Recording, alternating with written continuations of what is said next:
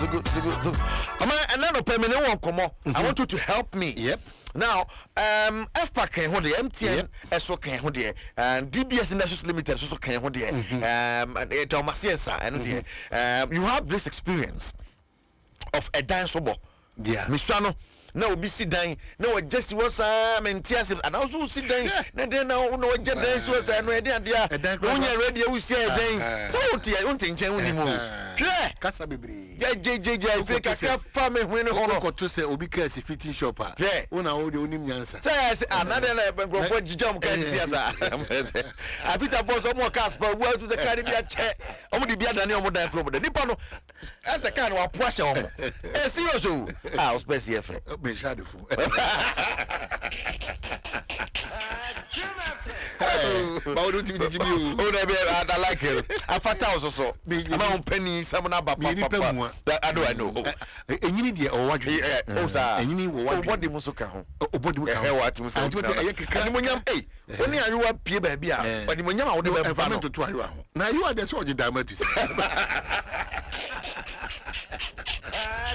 Oh, bad baby. What did you say about me? We haven't found to the way. Well, we to 2K, who would to Coffee Job, not to Ibrahim. That's what I'm saying. Minemuka, when I order to the patent take on. Oh, no, to 2 years. Yeah, a simple papa who is just a cancer. It was short upon our cancer. The shark would have been Apostle Francis Amakwata said to the Bia Coca showroom. But you carry no, I'm our so feel good. I can't feel good. A man I'm trying to pa who shall burn in my name sentence. What's your one pebble? I sound pebble. Cancer, some no son of pilot and no plane. Engineer, journalist, no fast in Yama. Sometimes think big, and limited. Think big, a sports, think big, a sports. Okay, some young men in the Guaquaswa. I can't do it. Oh, Yamini, Petrus.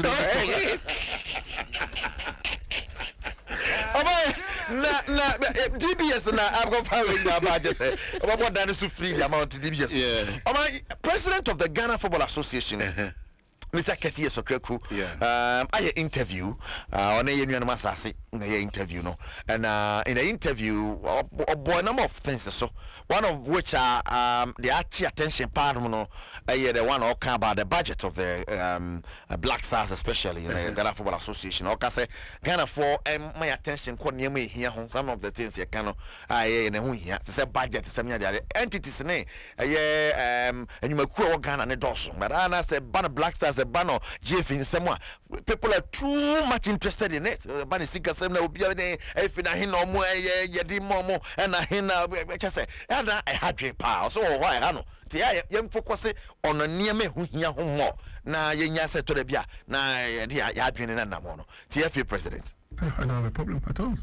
But I ask myself one question. Why are we not asking every sector of the economy, every unit of the economy to make their budgets public? Why? And why Black Stars? Why do we create confusion when there's no need for confusion? DF is a private entity, okay? Yes, I'm saying. Why are we not asking every sector of our Ghanaian public life to make their budgets public? Why? I mean, we dwell and waste our time sometimes on things which are needless, okay? I mean, why do we place a lot of premium on when the real issues do exist? I don't have any problem. I mean, the president of the country have already given a directive. The minister of the sector has carried the directive and will continue to carry the directive.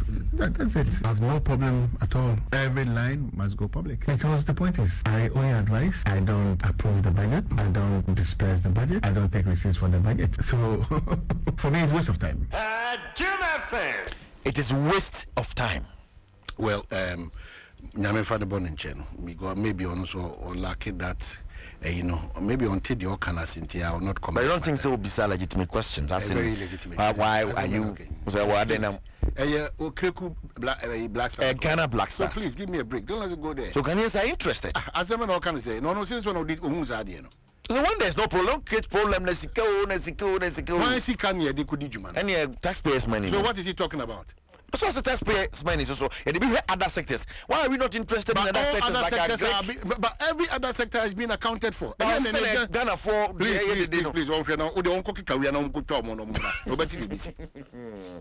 why was he interested in that extension that he gave himself? Why?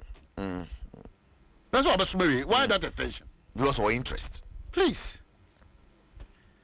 I don't know whether people, when they occupy offices, now they are thinking and they are reasoning, everything becomes why? I get it. Yeah, because you need your blaster and a boy, go be for me. Now that a player come far back, you need DH. Yeah, withdraw so. What's in a share approach the ball? Now I was bring for another remember. Why are you telling us to bring back the love when if you are not to be bothered about what goes on? I get that point. Na kotoko media. I don't need idea how kotoko. You suse kotoko bejina. Sure. Even we and team question. Why do you say this? Where are they account about it? Who because other sectors? Come check it. Other sectors. We are subjecting them to scrutiny. So maybe it is because you have football. No, your football. Tina. Who said football? Well, maybe you have no focus on it. Fire come so power. Now, say now, can you emphasize come on, Sami Mukuntabia, Mukan Makuchamu Haba. Now, of course, I don't hear Kakukwasem. We are penny. Blaster Muko loose bar, a count Kwana. What was he talking about? I get that point. Patense me aba by your mind. I say that if you know a tap patechi pa. Patense. I didn't know if it tap patechi. Or a deputy captain of the Black Stars. And Blaster and Windia. Did you know Patechi channel? Show space. Show space. Jim FM. I don't know the F but aside that, was I for the technical team of the Black Stars? Actually, say technical team no the only support. Ghana for support to market to Ketoku, or for Ma Otuado, or for Obia only the team Namiako World Cup. World Cup. So what we have done is not different from the normal good practices, and you have the liberty to check the German national team, the Spanish national team, the English national team, to look at their technical team and the numbers and what makes such national teams more efficient. What we have done is just to be close to being perfect. We are not there yet. We still don't have the numbers. Equipment officer. If the Blasters are embarking on a journey, you need to be with the group to see the quantum of our luggages of equipment that we carry along. We're going to AFCON. Sometimes we take, let's say 2 containers, 40 feet containers, 2 to the tournament, and you have sometimes 1 equipment officer. What happens is that you see team doctors like Dr. Pambo, professional like Dr. Pambo, the footballers, Kudus, Pate, Dede Ayu, Andre Ayu, carrying their bag, carrying equipment that are needed for team execution. This is not acceptable, but just increase the number of equipment officers. It will be a headline story, because people just don't understand what it takes to manage a national team as big as the Black Stars of Ghana. Jim FM. Way a cat is a president Ghana Football Association.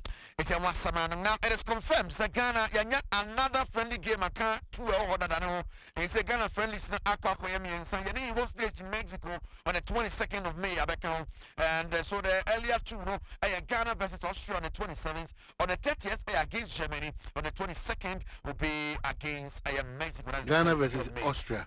Yes, not Austria. On your bad. And of course, 30th against Germany. Nothing on the 22nd in Mexico. The Adom. So to win 3 games again, ahead of a World Cup. Not bad. These are good preparatory games for us. Because in our group we have. Na Patino, you are settled on Patino, so we can. No. Or court in March. Oh. And I can November about but two now back on or call the match here after heard about the fitness also a worry. But he's our deputy captain, he's one of our stars, our best players, so we would need him there. I mean, but sometimes he's a footballer funny. But a player do on a club level and share that name, but a national team and vice versa. We are hoping for the best near the Black Stars also. The air course over my own some sort of power and opinion. Now, under 17 to Swakacha and a 17 coach, post partner to Ogum. Ogum, the other and air to education penny for any muse. And even cost education will happen. I'm not telling you, air to obu of our talent pa but to school because of how strict academic calendar ni yeni tino no the board not to change no the athletics not to change no the hockey not to change no the not I see that hockey no hockey ba pasan be exams I told them be I match you na ye class no on from ko training oba ni ye exams now feeling ya mount any special mark dia no so ko USA I no mo those special mark dia dia tiabwa a che senya sempeto akwa it wo mo a wo ko school no me sports say no nya na pokuama no ko school Danny. Hey, you never pay for CBS. You never pay for. Call for the home just over Tisika call shop sell. Yeah. 200. Top and down 200. Please. 100 CDs at Hey, don't